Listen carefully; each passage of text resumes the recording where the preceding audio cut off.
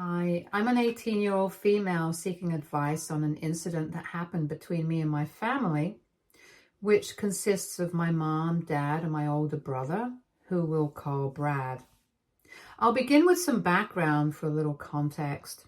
So I was the second child in a family of extremely high-achieving people. Both my parents are college professors. Brad is 6 years older than me and has always been my family's miracle child because it was hard for my mom to get pregnant initially. He has always been this golden child, extremely good at whatever he puts his hands on. When I was born, the bar of expectations for me was set high because of Brad. I'm extremely kind and generous, and I involve myself in a lot of social activities. I am not a top scorer or an exceptional athlete, but one thing I know about myself is that I am a good artist. Art has always intrigued me, and that's what I've pursued since a very young age. It was hard for my family to understand that having different interests didn't make me less capable. So according to them, I have been the failure child. The bias since my childhood has been so blatant that even my extended family could sense that I was treated differently. One Christmas when I was 5, while opening the gifts, I obviously went ahead and picked up the bigger box. Even with the repeated insistence of my mother, I didn't leave it. So my dad decided to snatch the box from me in front of everyone. I began to cry and they tried to shush me with a smaller gift and then handed the bigger box to Brad. He got a telescope, whereas I was given a dress, which I had like 100 of at that point. The next day, my grandparents sent me a dollhouse, realizing what had gone down, and from that day on, they've been my rock. My brother had just passed high school when I turned 13. He got into a good college, and my parents also decided to move us all to a better house in a suburb and extremely posh location. I wasn't very excited about the move because that meant my grandparents would be even further away. Anyway, I had no say in it, so I went along. My parents had saved a good amount of their income for Brad's education, and the new house was taken on a loan. Brad and I didn't have a sour relationship or relationship at all, but I still decided to gift him a watch with my saved pocket money as a congratulatory gift. He saw the watch and smiled, only for my dad to intervene and take it away because he had gifted Brad a branded one. Brad didn't say anything, but it broke my heart. So from that day on, I decided to mind my own business. Every night at dinner was a horror. All my parents could talk about was how great Brad was doing at college. The constant comparison just got on my nerves, and I cried about it to my grandparents almost every night. I had previously tried to stay with them instead of my parents, but my parents denied it, suspecting I would be spoiled if they let me stay with my grandparents. Now, it is legal in my state for people to work from the age of 14. So on my birthday that year, instead of making the day special for me, my parents decided to give me a valuable life lesson and suggested that I start working part-time to earn my own expenses since they were tight on money because of the new house. They had ample money to send to Brad for his expenses, but was suddenly short as soon as I reached the legal age to earn. I felt lonely, but didn't say anything because I knew there was no point. We moved to the new house in a few months. I had started working at a bookstore and was able to earn better than what most people got for the job due to the extra hours I put in. I had told my grandparents about it and they were happy knowing I was financially free now, but also wished that I could move out soon for a better future. Brad, on the other hand, had been causing some trouble. He had gotten into a relationship and was missing classes and stuff, which led to my parents being frustrated at home. Within that week, my parents decided to have a talk with me. They told me that finances had been tough since they bought this house and had to pay for Brad as well, and they knew I was earning well enough for a part-time job. So they suggested that I start contributing to the house with my money in the form of rent. Their explanation was that they were teaching me the ways of the world without necessarily putting the burden on me. I didn't say anything and went to my room. They got a call from my grandparents, who scolded them for treating me this way after I told them about it. They had a long fight, and after 2 to 3 hours, both my parents came to my room and asked me to either pay the rent from the next month or find another place to live. My first response was that I was going to stay with my grandparents, but it was too far from my school. And because they were quite old, I decided not to be a burden on them, irrespective of them insisting that I come to their house. And I started giving my parents rent. I would have helped them with the finances if they had asked nicely, but their holier-than-thou attitude was what led to our relationship turning sour. I was just waiting for school to be over so that I could move out of their house, because after this, I didn't feel any connection to my own family. The next 2 years were quiet for me. I used to mind my own business and stopped having dinner with my parents. I was doing okay at school, and with my final year of high school approaching, I could see myself getting into a reputed art school. My parents weren't concerned as long as they were getting their monthly rent, and they were actually preoccupied with Brad. Brad had just graduated from college and was unwilling to come home to be with his girlfriend. His life had completely derailed after getting into a relationship, with his grades going down by the end of his degree, due to which he couldn't get a good enough job. My parents were pressuring him to come back home, but he went off grid for 2 days and they freaked out at him, bailing on them. When they got a call back, they were informed by him that he had married his girlfriend in Vegas. The next few weeks were tough because there were constant arguments at our home regarding this. Brad was trying to convince them to meet his wife once before passing judgment on her. And my parents were just constantly ranting about how he was bringing shame to our name. I couldn't have been less bothered, just that I started to hang out at my friends' houses more. No one other than my grandparents knew about this. So my parents eventually met Brad and his wife, but weren't welcoming. They bitched about the girl after she and Brad left, and I honestly found them pathetic for this. But I wasn't going to involve myself because my last high school year had begun, and there was no way I was going to risk it for their petty fights.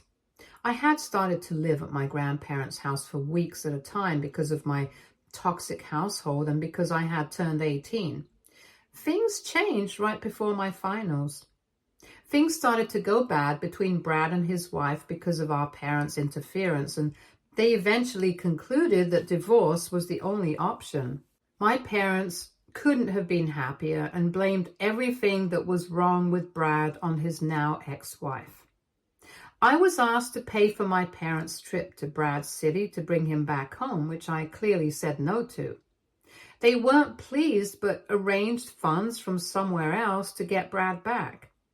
A detail I didn't mention was that this new house we had moved to only had 2 bedrooms.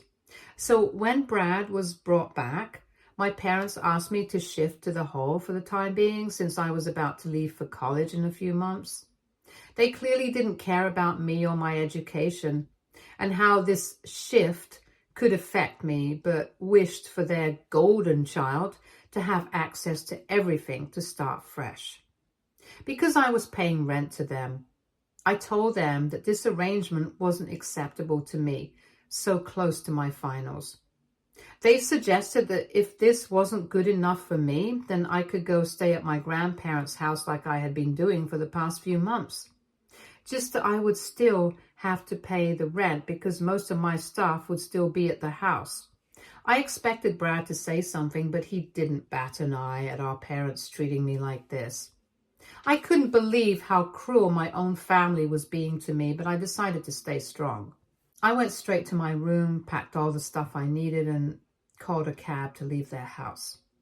While leaving, I asked them to do whatever they wanted with the stuff I left because I wasn't going to pay a single penny to help their poor selves and fund their child who couldn't do anything in his life. I had already called an Uber, so I stormed out. I called my grandparents on the way and explained everything to them and how I was coming to their house. They welcomed me with open arms and provided me with a safe space. They had gotten calls from my dad asking if I was there so that they could come there to ridicule me after I humiliated them. But my grandparents lied about me not being there and asked my parents not to bother them. The next morning, I saw I had gotten a few calls from them, but over the week, the number of calls started to decrease, meaning that they didn't really care if I was doing okay. So in reciprocation, I went no contact with them. I studied hard for my finals and passed with good grades. I had also applied to colleges and was awaiting the results. One day when I came back home to my grandparents' house, I was surprised to find my parents sitting there waiting for me. As soon as they saw me, my mom started to cry, and my dad, in an angry yet sad voice, began to berate me and called me the worst daughter ever because I abandoned them in their time of need and didn't help them financially when I could have. They were actually at my grandparents' house to ask them for some money because after I stopped paying rent, they were facing difficulties in paying their mortgage. They're now trying to make me feel like an a-hole by saying that family is everything and I abandoned them. Update 1. Thank you to everyone who commented on the original post and understood my situation in that household. Agreeing with you all, I do believe that my family has been cruel to me and my decision to leave them was right. I'll continue from where I left off. So my parents had come to my grandparents' house, pleading for money to pay their mortgage. My grandparents were willing to listen to them, but decided against it after they saw my parents blaming me for everything. Once my father called me the worst daughter ever, my grandpa lost it and gave it back to him in his own words. He told my father that he had been a terrible parent to me since my childhood because he expected too much of me. Grandpa kept going and let him know how everyone in our extended family pitied me because of how I was treated as a child. My parents tried to argue back, but were shut down quickly when they were reminded of how they kicked me out to have their good-for-nothing son, Brad, back.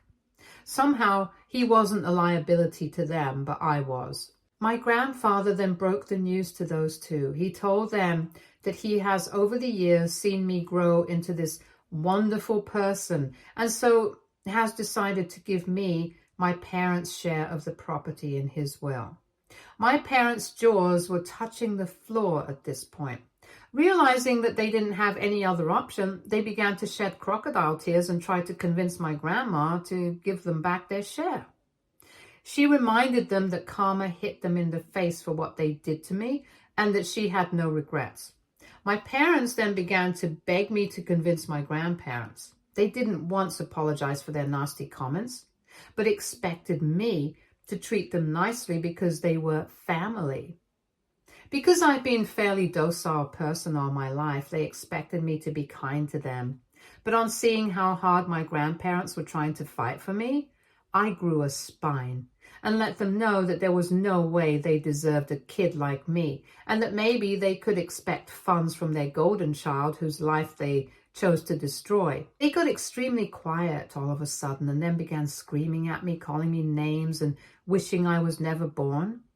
My grandparents were done with them and asked them to leave before the cops were called. My parents left, all flustered.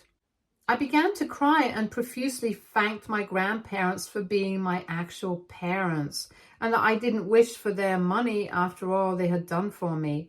They consoled me and let me know that they had made up their mind long ago when they saw how selfish my parents were. They had also saved some money for Brad because he was their grandchild after all, but there was no way any of it could be accessed by my parents. They asked me not to care much about it all and to focus on my future, which I did. As I mentioned before, I had applied to a few colleges and fortunately got accepted into the best one. But after deliberating with my grandparents, I realized they were extremely wealthy and insisted on paying my tuition, to which, after a little hesitation, I agreed. I was going to leave in a month when the session began. About my parents and Brad, I hadn't heard about them so far and was happy that things were working out this way because it was the first time I was feeling fully confident in myself.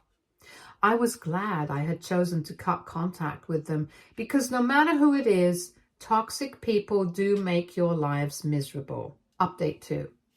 I thought the drama was over, but I was way off on that assumption. Since the last update, which was a week ago, I hadn't really heard from my family until one day I received an email from Brad. He mentioned in the email that he didn't have my number and wished to meet me once to talk. At first, I was a bit hesitant because honestly, we never really had a relationship. But then I brushed aside my worries and reminded myself that I had my grandparents with me. I replied affirmatively to the email and we decided to meet for lunch at a local cafe. I had reached the location before Brad and was contemplating my decision to meet him. I chickened out and was about to leave when he showed up. He was looking pretty tired and had grown stubble. It clearly looked like he wasn't doing okay. The first few minutes were a bit awkward, but I decided to initiate the conversation, and then he began talking. And boy, did I get some tea.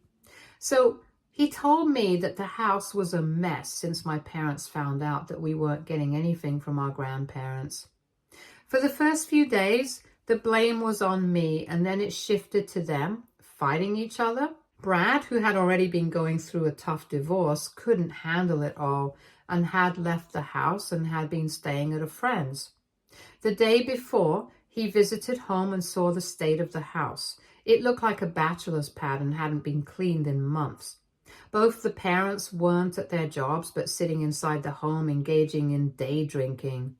Brad went ahead and cleaned the house, to which our parents replied that there wasn't a need for it because the house would be taken away in a few days as they couldn't afford it anymore. I felt extremely awkward hearing all of this and didn't know how to respond because I had been in situations worse than this because of my parents and sometimes Brad. And there was no one other than my grandparents to console me. But I didn't wish to sound unsympathetic, so I nodded. Brad thought that I was sympathizing with him and kept talking, leading to him discussing his personal life. He told me that he had gone to meet his ex-wife secretly a few months back and they ended up in the same hotel room. He said he had gotten a call from her yesterday informing him that she was pregnant and wanted to keep the child while rekindling their relationship. Now, he revealed the actual reason why he wished to meet me. He told me that since I had gotten money from our grandparents recently, maybe I could give a tiny share of it to our parents and some of it to him, so that my parents would finally be able to get their lives together and he could begin afresh with his upcoming parenthood. He reasoned that this was going to be a favor he'd return as soon as he could, and maybe I could do this for my brother in the spirit of our relationship. Sitting there, I couldn't believe his audacity. I thought all this time that he needed an ear, but he was actually there for money. I lost it at that point and decided to be petty. I reminded him that no one was there for me my whole life, and I remember him standing quietly when our parents were kicking me out, so he better not disgrace the word family with his filthy mouth and ask shamelessly for money from me. I also told him that it was our parents who were the reason for their divorce because they deliberately interfered by filling his ears. The parents he was asking money for. Before he could say anything, I left money for my portion of the order and walked out. I went back to my grandparents' house and told them everything, and they said they thought Brad was different, but as they say, the apple doesn't fall far from the tree. Although my grandparents are still concerned about his ex-wife and his child, I think the fault was mine this time because I chose to respond to Brad and meet him, but there was no way I was going to entertain them any further. Update 3. This update is a week from the last one. I'll be moving to my college within the next 2 weeks. So the last time I talked about how I reminded Brad of his place when he tried to ask for money from me. Everything I'm stating now is what I heard from my grandparents, who heard it from my aunt, who heard it directly from the source, Brad. After I told Brad about our parents' involvement in him getting the divorce, he went home angry and confronted our parents. They tried to calm him down and convince him that whatever they did was for his own good. He digressed and decided to leave them for good. They tried calling my grandparents to intervene and stop Brad from leaving, but they told our parents about the ex-wife's pregnancy and how there was no way Brad could be stopped now. My parents also had to vacate their house because they were unable to afford the high mortgage, and they had now moved to a very low-profile area. As far as I know, Brad had left to stay at his ex-wife's house, at least until he gets himself together, and after that, they might think about getting back together. Now, what I'm going to narrate has happened pretty recently, and I'm still quite upset about it. So after Brad left, my parents somehow realized, or assumed, that it was me who told Brad everything and was the reason they were in such a fix in the first place. They decided to warn everyone against me and wrote a pretty delusional Facebook post calling me not only an illegitimate child, but also a burden. They thought their posting such filth would garner them some sympathy, but people who had seen my childhood read that post and wrote some nasty comments about my parents, saying how undeserving they were of a child like me. A few who didn't know anything rang me up and chose some choice words to remind me how ungrateful I was as a child, and I replied to them saying, if they don't know me, their opinion doesn't mean 2 cents to me. It offended most of them, but honestly, I didn't care enough. The only thing I was quite sad about was my parents thinking so lowly of me. I had always tried to be what they wanted me to become, only for them to blame everything wrong in their lives on me. I cried to my grandparents about it, who said that they would make sure I wouldn't have to tolerate my parents once I left the city to study. Now, since my parents' plan to defame me to their advantage had failed, they tried to use the legal route to get back the inheritance they had lost. The lawyer was a family lawyer and had a great friendship with my grandparents. He gave my parents a reality check and asked them to stop humoring themselves, leaving them embarrassed. Then he told my grandpa about it, who narrated the incident to us as a funny story. I don't think my parents' shenanigans are going to stop, but I hope things don't get any worse for me, at least until I leave. After I leave, I will officially be done with them, and none of it would be my business, which, to be honest, is a pretty exciting prospect at this point. Update 4. So I'm writing this update after a month. I'm now living in the dorm of my college and having an excellent time adjusting to this new life away from the toxicity. I have still been in constant touch with my grandparents, which is why I'm able to write this update. Before I begin, I'd like to answer a question that was being asked a lot. A lot of the comments mentioned that my parents are professors and wondered how it was possible for them to run out of money to pay the mortgage. I think people have underestimated how bad their financial planning was. The new house we moved to was extremely costly, way beyond what our parents earned. They thought they'd be able to pay through their savings, but were way off in their calculations. And that's why they were facing such a financial crisis now. Now, about the situation with my parents, they have been bad-mouthing me to anyone and everyone, but most people have not been taking them seriously after their Facebook post. Brad, on the other hand, lived with his ex-wife for like 2 weeks and came back to our hometown in hopes of better opportunities. He had taken some money from his ex-wife and was searching for places to live because he didn't wish to go back home to my parents. My grandparents offered him their place to stay until he found a job, and he accepted. And when they asked him about his future plans, he told them that he still plans to get back with his ex-wife for the sake of their family. Our parents tried to get in touch with him, but he outright asked them to get their act together before they tried to be a part of his life. My grandparents mentioned to me that they wished to help Brad out because they could feel his desire to change and were going to offer him some money once he got a job. I didn't give any opinions, but trusted my grandparents for their best judgment. A few days later, I came back to my grandparents' house to collect some stuff I didn't take in the first go. I also gifted them a painting I made, which they forcefully paid me for as a token for my first sale as an artist. I thanked them and got a bit emotional, remembering how my parents used to ask for money from me when I was just a child. My grandfather, on hearing this, mentioned how he found my parents taking rent from me absurd in the first place because they didn't have any expenses other than groceries. I asked him what he was talking about, and he told me that he had set up a fund for my and Brad's education since middle school, and that was what paid for most of our school and Brad's college expenses, with my parents having full control over it. This came as a huge surprise to me because I was told since my childhood that I should start paying up ASAP to reduce the burden on my parents and handle my own expenses.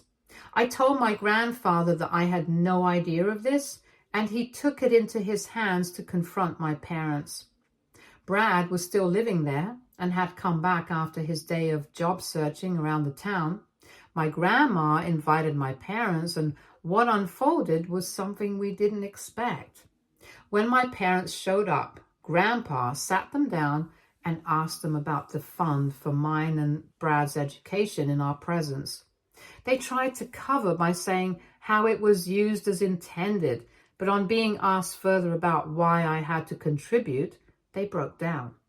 They admitted to using all that money for their own enjoyment and activities, never once thinking about how that would affect us. I couldn't believe how my own parents could be this selfish. After listening to everything they had to say, I made it very clear that I wanted nothing to do with them. Even if I ever, which is not a huge possibility at this moment, decide to have a relationship with them in the future, it will be on my terms. The next day, as I was packing to go back to college, Brad came to my room and apologized to me for everything and for not being there as a big brother. He said I was still family to him and he would love it if his child could get to have time with their aunt. I decided to forgive him and slowly build our non-existent relationship. My grandparents were happy that we were trying to patch things up, and honestly, if my grandparents weren't there for me, I don't know where I would have been by now. So, I have decided to dedicate my first professional painting collection to them. Stay tuned for more stories from Argo Relationships.